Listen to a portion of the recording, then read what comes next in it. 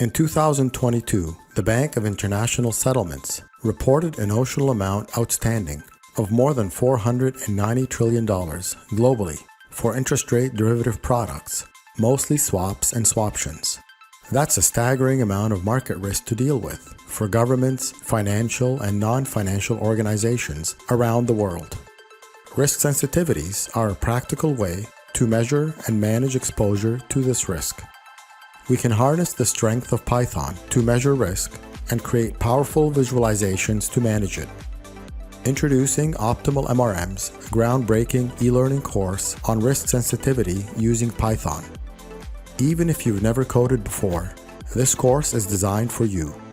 Learn how to measure interest rate and option volatility risk sensitivities for portfolios of bonds, swaps, and swaptions, and simulate portfolio profit or loss in response to changes in rates and option volatility.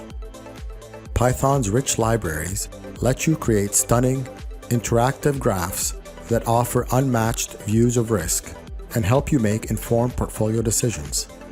No previous programming experience is needed. With downloadable Python code provided, you'll be able to dive right in as we walk you through course exercises designed to develop your practical skills in market risk measurement and management. Visit us today to learn more.